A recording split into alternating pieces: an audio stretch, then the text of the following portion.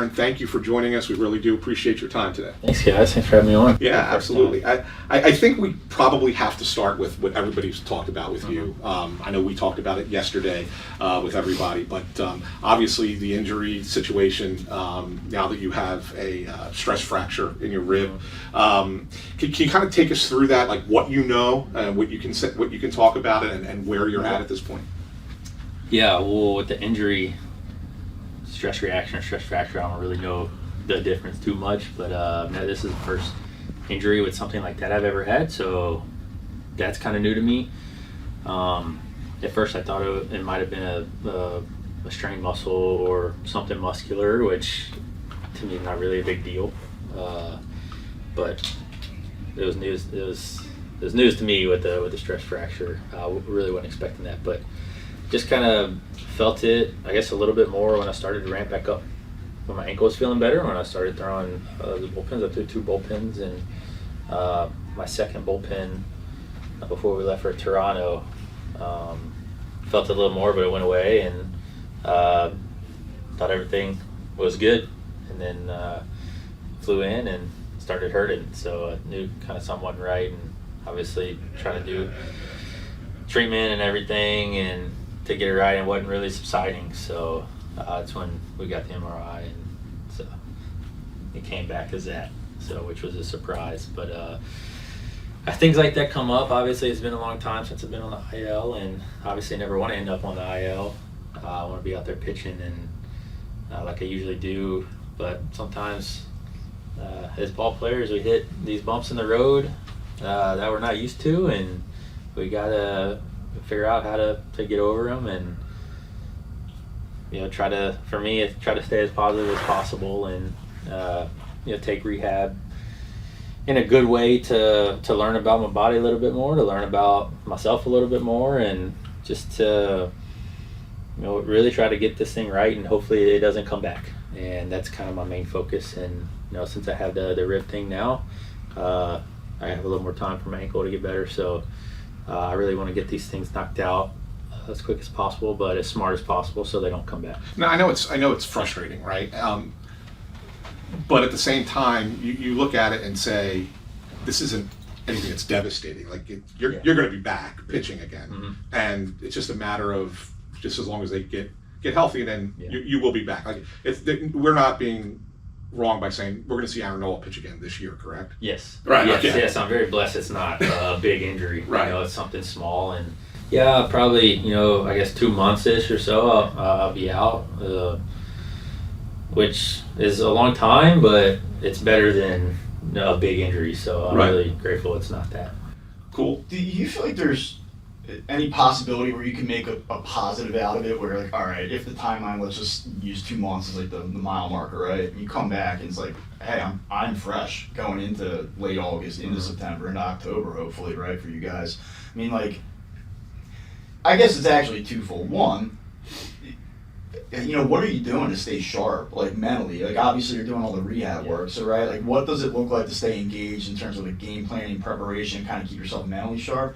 And two, like as you near and you start to ramp back up physically, do you look at it and say like, hey, I can learn something out of this, I can kind of spin this positively down the stretch? Absolutely can learn from it, and I've been trying to learn from it as much as possible, because body wise and stuff like that, I really try to learn about my body as much as I can, because I feel like being a pitcher is one thing, and that's our job, right? But it's also my job to educate myself on my body, because for me, that's how I stay pitching and I stay healthy. So that's another part of my job that I've always incorporated and took a lot of time to learn about myself, and it's working with, masseuse and trainer back home that I've been with for a long time, and our trainers here, our strength coaches here, our masseuse here, to really learn about myself and be sharp. If something does come up, I know exactly what it's stemming from and how I can fix it really quick, so I can be ready for that game when they give me the ball. But yeah, just also trying to stay sharp mentally, watching the games still, being present with that. I feel like being on rehab and doing all the work in the training room, I feel like it could be easy to separate myself from the game. But for me, I enjoy watching the game. I enjoy watching our guys go pitch and our guys play. So, that's one thing. And then I'm still able to work out. So there's certain workouts I can't do because it irritates my rib a little bit. So I still am able to run a little bit and do some agility stuff like I will today, and then do leg workouts and some upper body workouts, some arm care, which is important. I'm really glad I'm able to do that. So that's kind of how all that's going right now. And then the hardest thing I think is not being able to throw. So I can't throw right now. So that's a tough one, but I'm obviously going to have to throw some bullpens and rehab games and some private little IBPs and work myself back up and get conditioned again on the mound. You've always been a guy who is very in tune with your body. I mean, we've talked about this previously before about like that's how important that is to pitching, really, right? When you have an injury like this, do you suddenly learn new things that maybe you didn't know before about your body? And I mean, I'm not saying I'm asking for specifics, but like look at it and go, oh wow, I didn't, as much as I've trained, as much as I've done, there's even something there that I didn't know about before that I now have to think about going forward. Absolutely. Yeah. Like I never had something with my rib. Right. Like I thought it would probably be muscular or a strain or something. So that's new to me, and now I know like what could cause that, right? Possibly. I don't know exactly what would cause it, but probably just throwing a lot, I guess. But obviously you're going to be more cognizant of that, and if I feel something right there, then I could know what it could possibly be. So obviously I think the most we learn is when we struggle and when things pop up, like when you're hurt. Yeah. So sometimes you do kind of feel invincible in a sort of way to where you don't land on the IL often, and you just keep pitching and pitching and playing, and sometimes you don't think you feel good all the time, so you don't think things are going to happen, and so things happen. So really got to try to stay humble in that and stay course with that stuff. You get to the last start you made against St. Louis, but prior to that, you were really kind of turning a corner with where your season was. Did you feel like you were figuring it out? Like, is it especially frustrating, the timing of this, because it was like, hey, I've kind of strung together some pretty good starts here. I'm going the right way directionally. And I mean, like, do you think like the adjustments that you were making from the beginning of the season it's like something that I have to ramp back up, I have to restart here, but I can take what I was figuring out and reapply when I do start back up? Absolutely. For me right now, not being able to throw, I think it's just thinking about that and really trying to feel that without throwing and being on the mound. And I feel like I can do that. And I take away from my last two bullpens before this rib injury. I had good bullpens and I felt really good. Body and mechanics felt really good. So I just want to try to take that and think about that for when I get back into throwing and apply that again. You've always talked about being a feel guy when you pitch. Yeah. Maybe if you could take the viewers or listeners through. So you said that sometimes you need to feel what's wrong to know how to do it right. Right. So it's almost like failure is a building block for the successes that you have. Can you talk about what that feels like, whether it's in a bullpen or even during a game, what you feeling was wrong and saying, okay, I know I have to fix that. Like what goes through your mind at that point? Yeah, I tried to do that a long time ago on bullpens, and that's kind of how I was taught when I first came up. Bullpens or work days. I like throwing bullpens. Some guys don't. So I always wanted to go into a bullpen, and if I wasn't doing good, I wasn't having a good one, I wasn't feeling much, I would kind of take a second stop and try to figure out what was going wrong in the bullpen and try to finish up and have a good bullpen. Because I feel like that can apply to the game mound. And there's a lot of times where I don't feel right on something in the game mound and I need to figure it out real quick. And if I do that in the bullpen, then I know how to fix it in the game. So That's kind of how I think about the bullpens a lot. I don't just go and throw it. I always have a plan going into it. What I need to work on.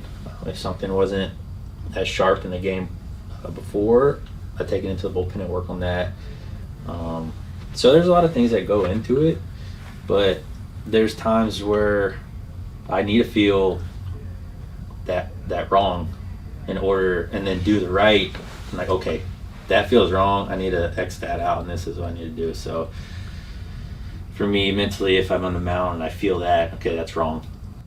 Yeah. This one's right. Makes sense. You're coming up on 10-year service time, I think, end of this month, right?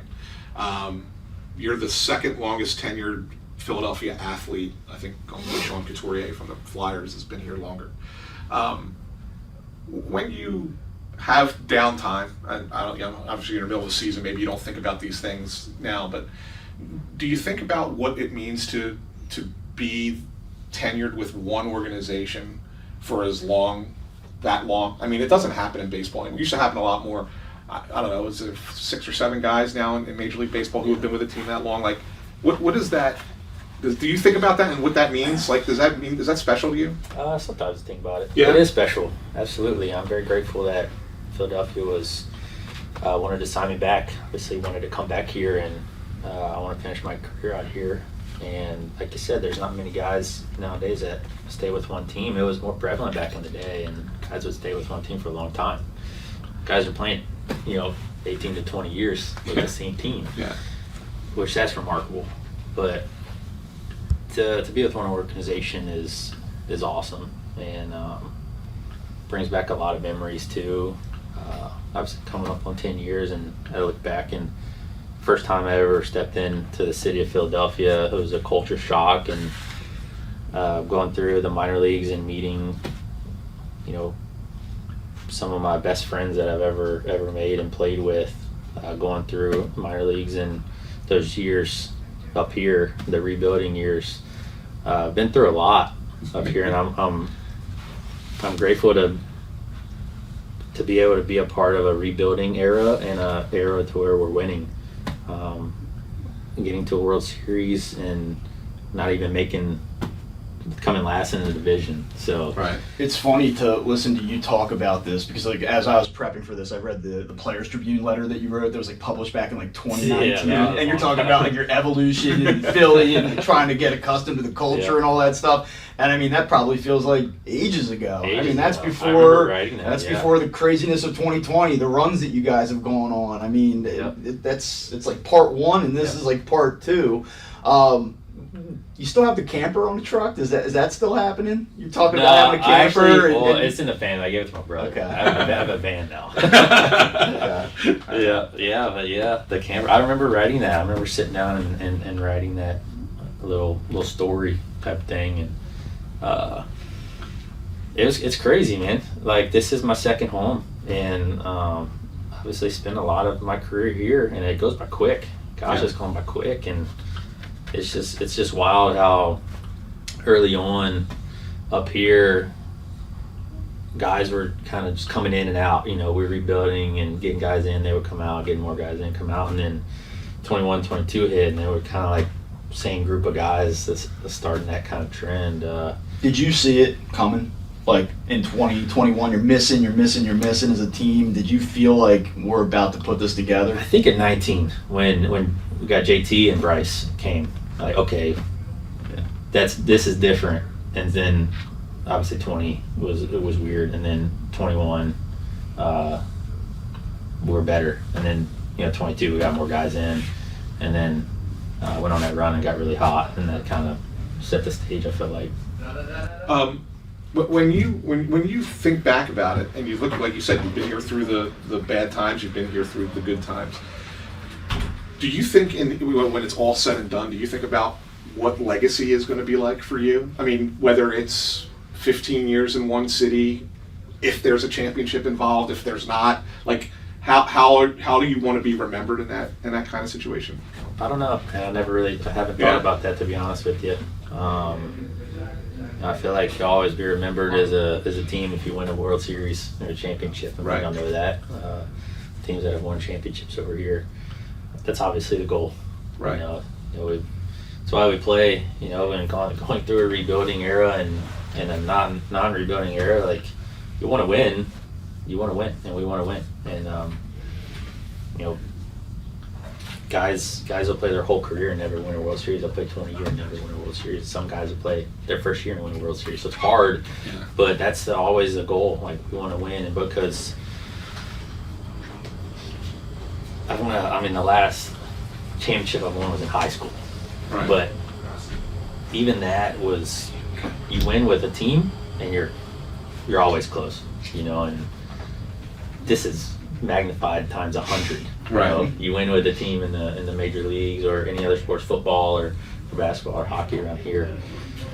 You have that special connection. Have a special connection with your team and the fan base, and I think that'd be amazing. So that's always a goal. One of the things that we said a couple years ago was that, if this team wins a championship, because of the connection you guys have in that clubhouse, it may be the most beloved championship team this city has ever seen. Not just because, we want the Phillies to win, but we want these guys specifically to win. Do you feel that in the clubhouse as well? And I guess secondarily, and this is kind of where I want to go with the question, is it a little bit different this year in there? Because it seems a little bit more focused, a little bit more, this is the real goal, and not so much as we're having a lot of fun and the vibes and all that other stuff you've heard people talk about for the last several years. Like, do you feel that, and do you feel being a little bit more focused this year? Yeah, I think we still need to have fun. Yeah. And obviously we're close. Yeah. We have the same team for the past 3-4 years, and pretty much. And I think in 22, when we got to the World Series, it's like, all right, we got here. We know what it feels like. It's kind of what we want to expect out of ourselves, to get back there. And coming up short in 23, and then a little bit shorter last year, I think it makes it harder. It makes it harder when you lose out earlier, because the playoffs are so great, and the World Series is so great.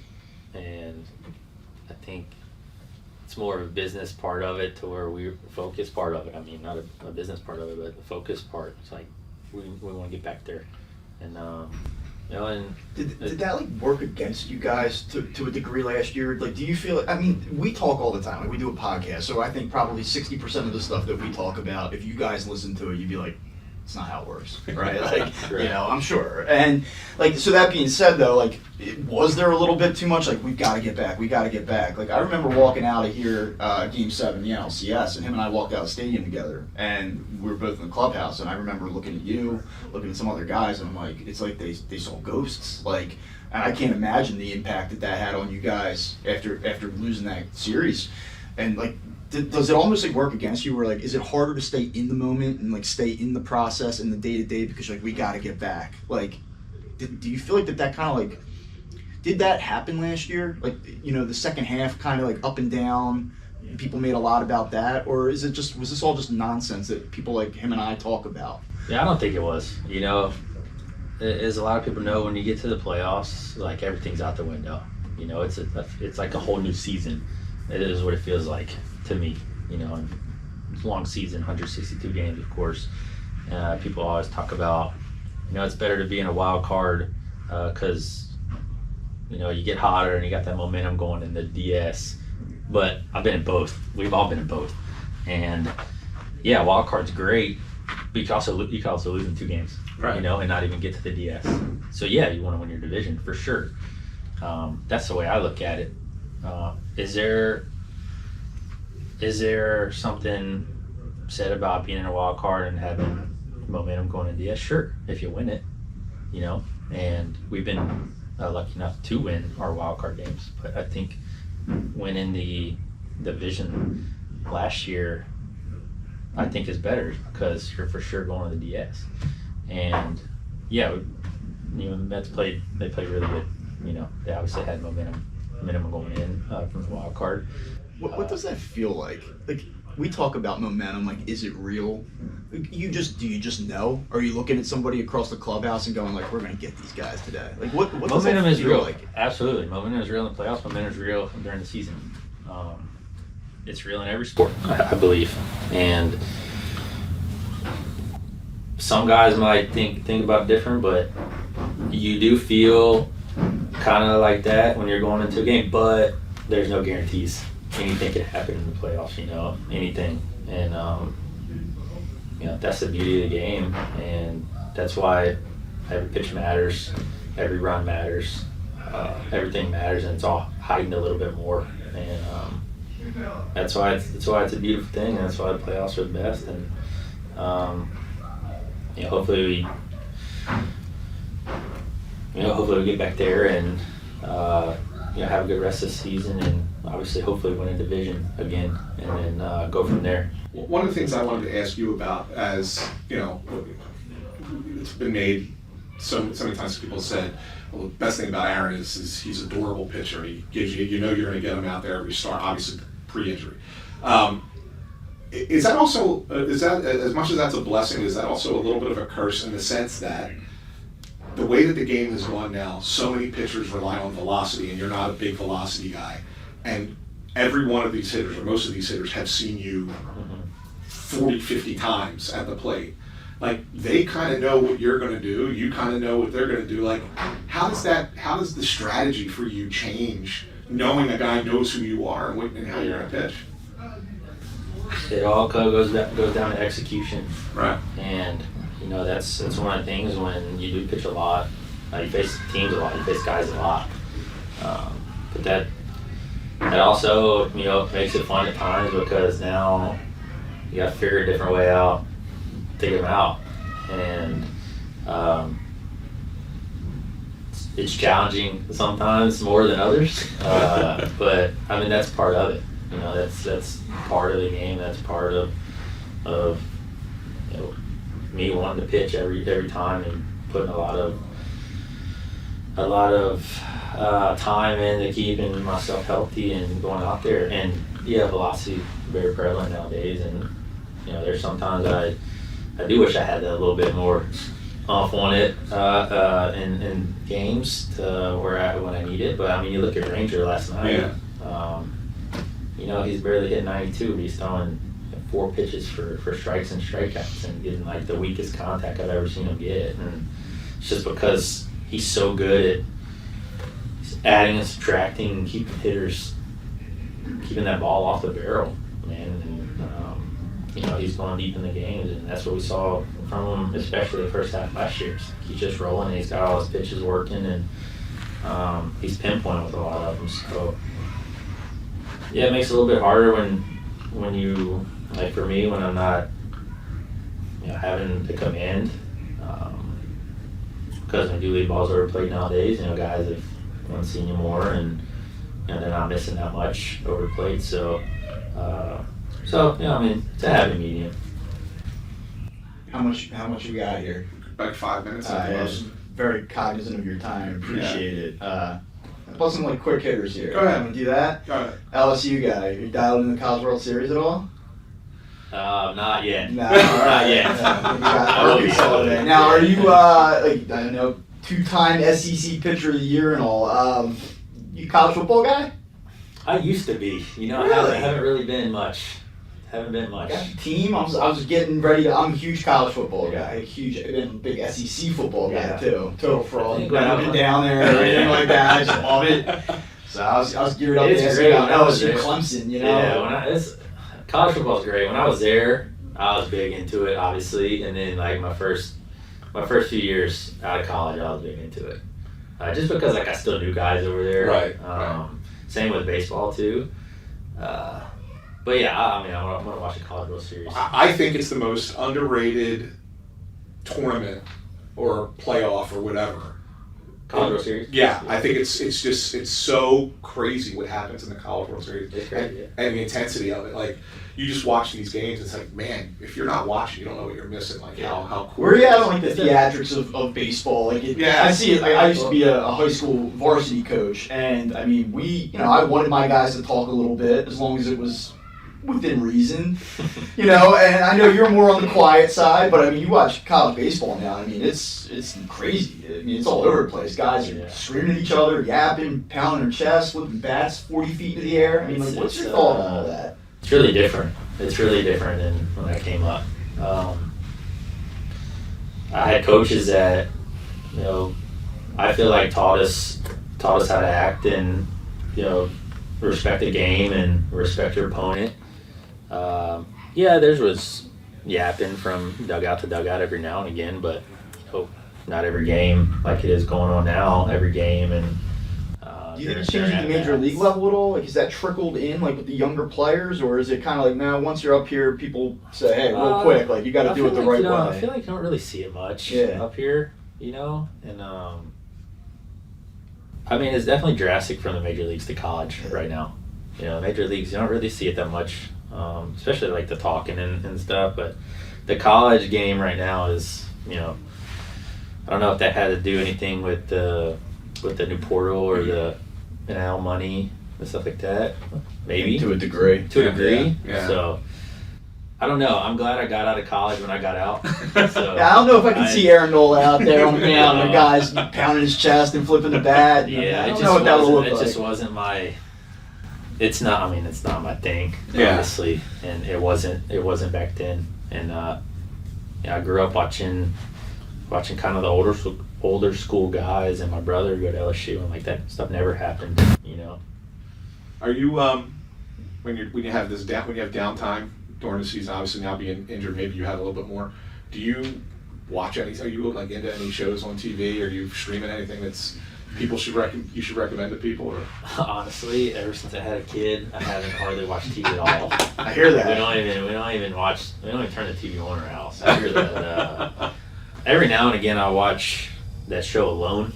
Oh yeah. Have you ever seen Alone? Yeah. Yeah. So I'm on watching the season 11 right now. Okay. In the Arctic Circle. So I enjoy watching that show. That's pretty wild. Yeah. I guess, you know, ever since, you know, now you get to celebrate Father's Day.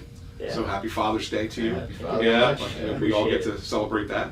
My kids are a little bit older, so it's all right. Yeah, this is my Father's Day gift, is to get out of the house for 2 hours to do this. So yeah, no, it's really cool. Yeah, happy Father's Day to y'all too. Yeah, It's great. Appreciate it.